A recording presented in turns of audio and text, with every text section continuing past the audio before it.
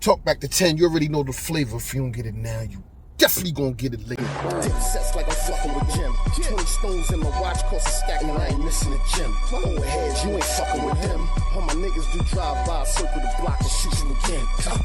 10 Toes Down TV. Nothing in the something. No handouts, I don't need nothing. Nothing in the something. No matter what, I'm 10 toes down to the shit. They praying on my fall, ain't no way that I'ma quit. I'm coming for it all, I don't wanna have to pick. I want it, I'ma get it. And if I have to bet, I get it on my own. Oh yeah, I can get it on my own. Oh yeah, I can get it on my own. Oh yeah, I can get it on my own. Oh yeah, I can get it on my own. Zip versus Hassan. Let's look at it. Hassan Campbell. The truth of the matter is this. He really was molested as a kid. That's a fact. Africa Bambaataa, his brother, and whoever else molested him as a child. So from childhood, he has been suffering mental health issues. He hasn't been to see any doctors, psychiatrists, psychologists, or no one to talk to help fix the problem. That's why you see him crying out on video, drinking, screaming, going crazy. And it took me a long time to say, you know what? I'm dealing with a mental health patient. That's a fact. We all suffer from mental health, but we all suffer from different reasons, and it affects us different. Hassan grew up trying to become a man, tried to play the role as the tough guy. Now, there's two sides to the story. It's the truth and the facts of what he went through, and then there's the entertainment side. The truth and the facts is that he really got molested, he suffered from mental health, and he's not dealing with the problem. The other side is there's an entertainment side where he take your shoes off when you come in, hit him in the head with the headshot, TV turned off, all that other shit in the streets. I'm a killer, I'm a gangster. That's the entertainment side. His problem is he mixed both of them together. When he came out, he had everybody heart. He had everybody tears, love, and support, because they like, damn, majority of the people been molested, men and women. They went through and understand what he's going through and thought he would be the speaker and the voice for them. But once he started adding that gangsterism in it, people started falling back and start questioning him. So then he opened the door and leaving people to be able to say, you know what? You still in your 30s taking pictures with the same guy who you saying molested you, and you not doing nothing to him. That's because he opened the door of the gangster side. What he was supposed to do, like I've been telling him, was you let the people come out with your gangster story. You keep it on the molestation that I've been dealing with this, and I've been affected by this man, men who have touched me as a child. It's not his fault. In reality, let's look at it, y'all. It's really not Hassan Campbell's fault. And the way that he dealing with it, we can't even say nothing about the way he dealing with it because we haven't experienced that. But those that have experienced it can understand why he'll crash out on here. And that's why they still support him. They support him for the love that the side that they fell in love with, of him being molested and them being able to identify with him. And then they started looking at the entertainment side. Now, fast forward.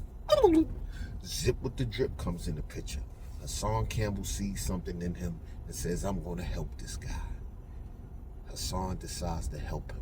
And like everybody else on the internet, the 050, Harlem legend, me, behind the bar, everybody was trying to help build Zip up. Damn, I really was genuinely trying to help him. Bimmy was trying to help him. Everybody was trying to help him to see him win. He really would have been the light of the internet. He really would have been the one where we could have had revolt go to him, because he had the voice, he had the rugged lookingness, he got the dirty couch, he got that mirror, the lamp, he got the cat. He had a whole gimmick around him. Plus, people was believing in the gangster story. So now he had everybody running with. He was up north, he was tough, he was getting busy, cutting people, spitting razors out his mouth and all that. But when the reality came out that he was up north getting cut, getting beat up, messing with chumps, all kind this shit. He read it. You're like, oh, wait a minute. I'm so glad I did not invest in this guy. But there's two sides to him too. You got that little boy side where he grew up in prison. These are the facts. He told you himself. 13, 14, 15, 16, 17. And he counted all the way up to 39 and said, I've been in jail since I was then, since 11. So what have you experienced? You've been home 5. What have you accomplished? Nothing. Buddy, listen, reality check. You haven't experienced a girlfriend. You don't know what it is to have a girlfriend. Right now, you at the stage in your life as a grown man, you're going to need a wife, a fiance, a woman. You don't know what it is like to have a girlfriend. You don't know what it is to play catch kiss. You don't even know what it is to finger pop a girl. You don't even know what it is to put in there and smell your finger. You haven't experienced that as a kid. You never had a childhood. All you knew was prison, men, and showers. That's it. You said it yourself. I can't tell you about no woman. Because I've been in jail for so long. But I definitely could tell you about a man. Remember you made that whole video about how you can tell a woman about her man because you've been around men your whole life. Now, the entertainment side, yeah, son, yo, this and that, boom. Tell that story over here. I'm up in there. I'm in Attica. That's the entertainment. The whole everybody love that little side. The dude fell in love with. Let's get to that and all that shit. That's the entertainment. Now the serious side is that you going at Hassan Campbell about him being molested, something that he had no control over from childhood.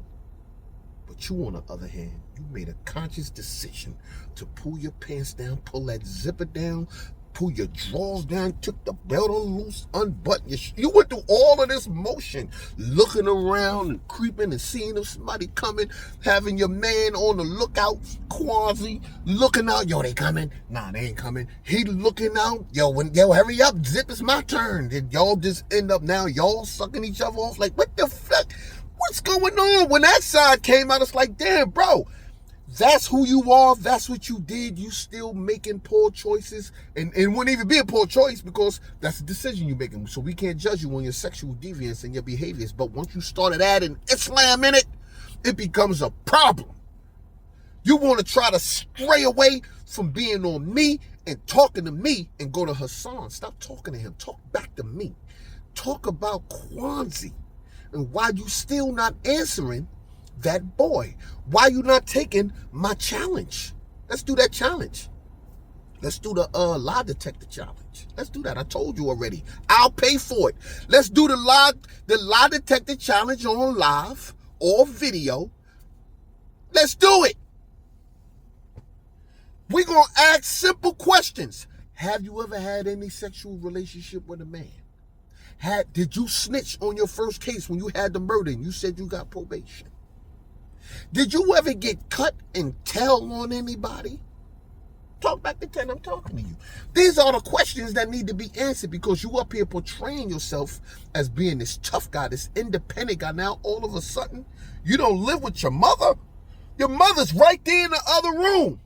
Try this right here. Now, I bet you the only reason it won't work because he'll tell his mother, don't say nothing. Call your mother from the living room. Ma.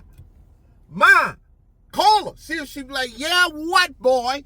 See if she answer you. I bet you your mama answer. But you think, I don't know. You already know 10 Toes get the full scoop on you because you sent your mama, because she been sick so much, and they don't want up in that house with you, and you don't sit it down to PA. Your mama's in PA, and you got the house to yourself now. So now you feel you could do a walkthrough. But we all know you're not going to do a walkthrough because you got it with a catch to it. You're only going to do a walkthrough if Hassan Campbell shows you the deed to his house. Let's look at the facts, y'all. The fact of the matter is this. No matter how much no one likes Hassan Campbell, even myself, we must admit that even if his name ain't on the deed to the house, that's his motherfucking house. Because he take care of that shit. He done built a whole Michael Jackson Disney park behind that shit. Nigga got ponds, fish, all kind of bikes, and fucking the living room. He done switched the whole living room to put white sofas up. This nigga done made this shit look like the kingdom of heaven. That's what he did. And he's living out his childhood and his manhood and fatherhood. He's paying his fucking bills. He's doing everything. He's getting that money. He's being responsible. Zip, on the other hand, you're not responsible. You ain't helping your mother with near build up in that house. All you do is eat shit, drink, and you sleeping on a couch. It's a 1-bedroom. You sleeping on a couch. That's your mama room up in there. Come on, man. And y'all gonna get mad at 10 when I come with the facts? That's what the facts are. So there's no comparison. There's no Zip versus Hassan. Zip, you lost. You know why? Because in the real world, in reality, you really fucked up, bro. And the reality is this. You a bozo. You know why you a bozo? You a bozo because Mano, let's get to that. Fabulous, let's get to that. Even Dame Dash, let's get to that. Everybody screaming, let's get to that. And you don't own no rights to let's get to that. Stupid. You wearing hats, let's get to that. Nobody, you ain't even getting to nothing. You just saying, let's get, did you get to it? Did you get to a bag yet? Did you get to anything? Yo, dudes is mad because Cam be saying my name. Dame just mentioned me. 50 Cent mentioned me. You got the top 3 rappers, entrepreneur. All we need is P. Diddy to mention you and put your fucking name in your face. Let's get to that on a bottle of baby oil. He should make let's get to that baby oil. That's what you should do. Because the facts is you ain't getting no money. How could you praise something? That's like me going into a business and I'm praising everybody and I'm cutting niggas hair in a barbershop and I ain't even getting paid for it. I'm just giving niggas, yo, you see that fade? Fresh, I'm nice with the fade. You seen them lineups? I'm nice with that shit, kid. I'm official. You ain't even getting paid for your haircuts. Let's get to that. You still stuck on let's get to that. Now you got a new one. Como. Como? What comes after como? You got one Spanish word and you think a motherfucker's supposed to, yo, como, you think you make new words. I don't care what you make up after let's get to that. That was your #1 hit. You supposed to took it, you supposed to ride with it, but your dumb ass didn't know what you had. Oh, matter of fact, you knew what you had, but your arrogance and ignorance and your, you just like Dame Dash. That's what it is. You just like him. And you're going to be in the same position that motherfucker's in. Mentally. Not financially, because you're broke as a motherfucker. You're never going to be on his level. I'm talking about mentally thinking that you're winning, but you're really losing. Thinking you can give orders and that you lit and you this dude on the internet when show me one constant, comparison. Show me one whole year of you getting millions of views and thousands of dollars. Not that little $1,000 you showed. Show us something about $1 million in the bank. I mean, where the fuck is the money at? The real money. You got to be making millions to be up here selling your soul like that. I would never get up here and go that far. You're gonna have to revolt. Def Comedy. Everybody gonna have to pay me some money to get up here and sell my soul the way you dudes do.